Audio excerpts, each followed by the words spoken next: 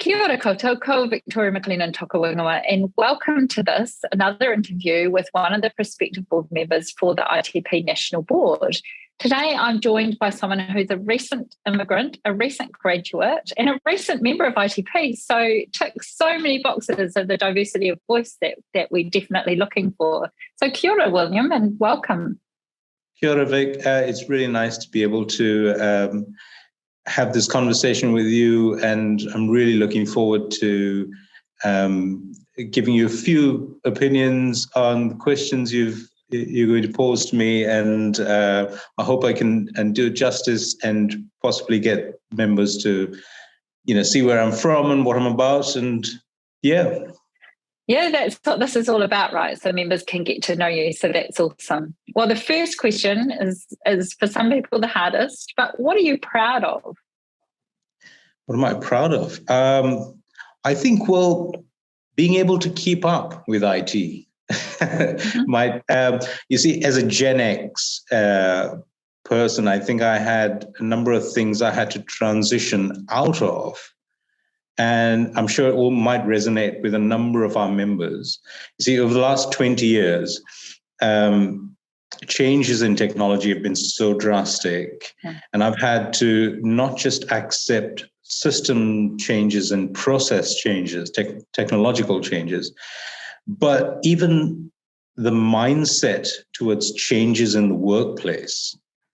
And I think it's scary. It was a scary situation because every tool that a Gen Xer used for their livelihood was taken away, and very quickly.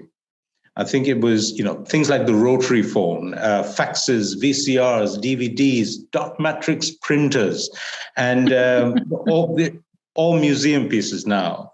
And while everyone talks about, since 2020, we've been using the words new normal, I think Gen Xers were hit with the word new normal, although not in the same situation, but that term kind of hit us back in 2007 with, touch screens and the iPhone. And I think being able to keep up since then and doing away with everything you thought was normal overnight, and moving out of traditional ways of working to the digital age and having to keep your job, I think it was scary. And being able to do that, I was quite happy that, I was proud of that.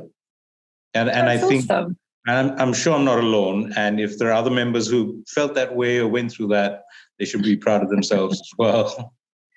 That's really awesome. And yeah, to rattle off all of those things that have changed in such a short time. Yeah, it's fantastic, isn't it? So my next question is, what makes you happy?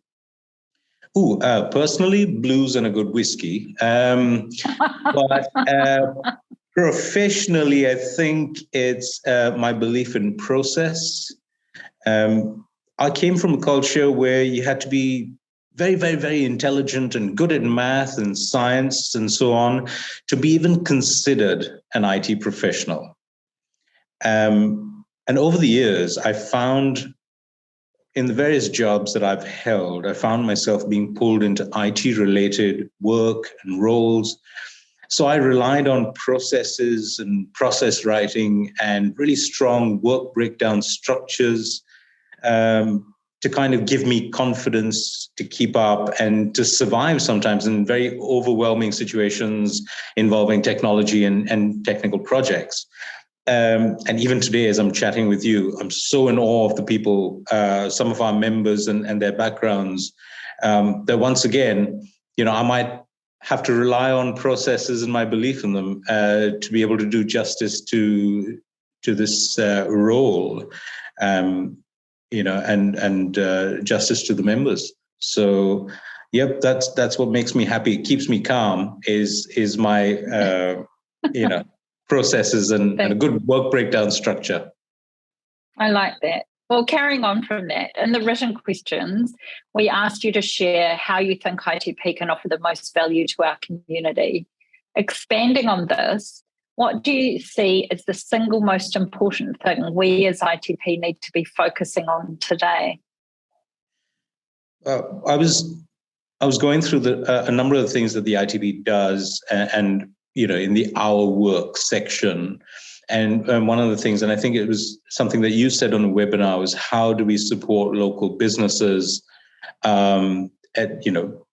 besides the various, bridge that gap and find the talent that they so badly need, I think now more than ever.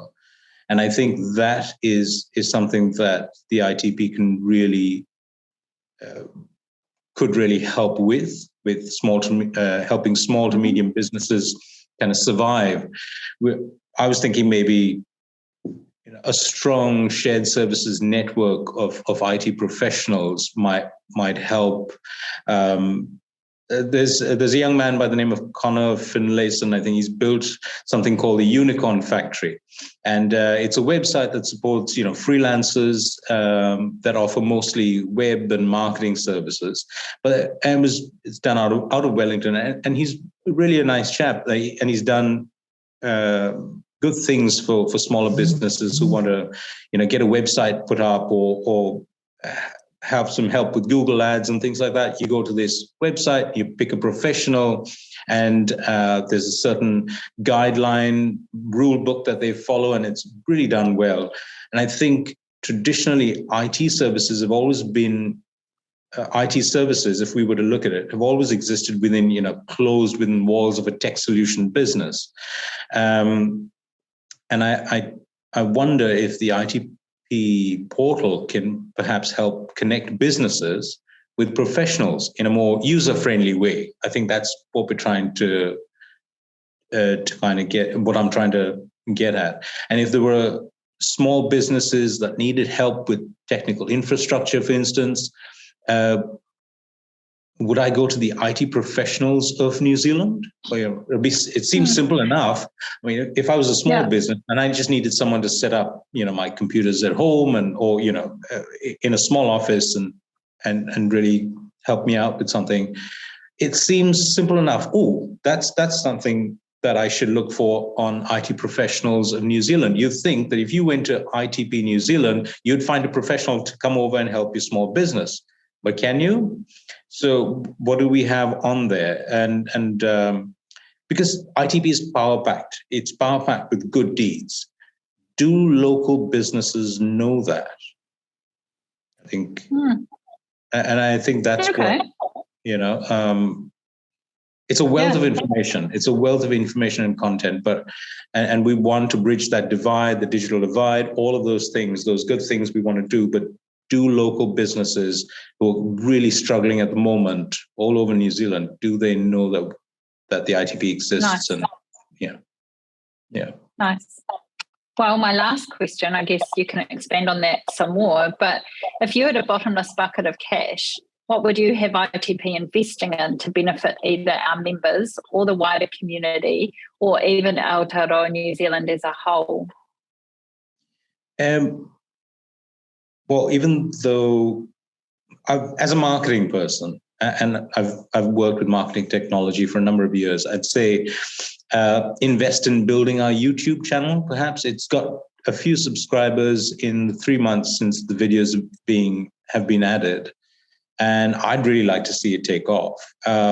It might need a boost, perhaps, in the way of professional video and content creation and promotional ad campaigns, maybe. The same video content can also be maybe reused with Twitter and Facebook.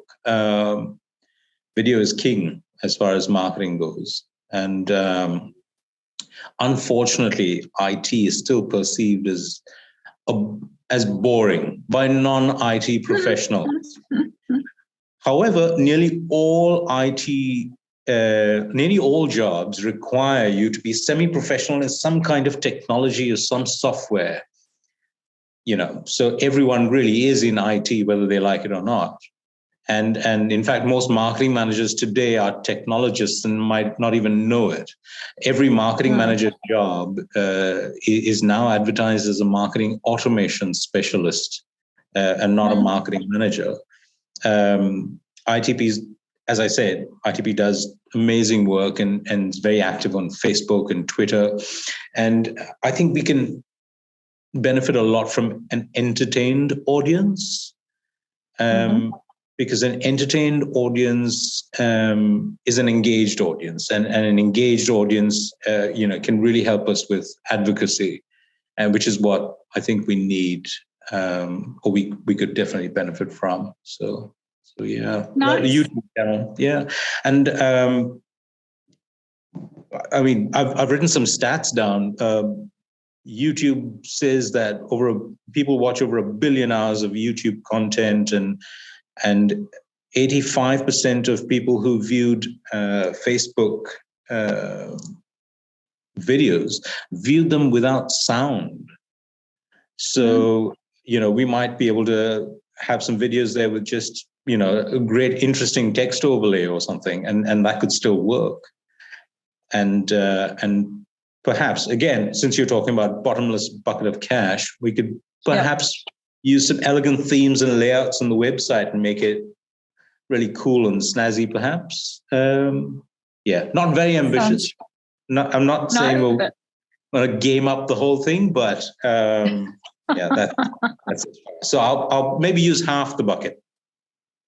Fair enough. Well, thank you very much for your time and your thoughts, and it's a great opportunity for members to get to know you, and I've enjoyed getting to know you today as well. So thank you, William. I'll say goodbye. Ka kite. Bye.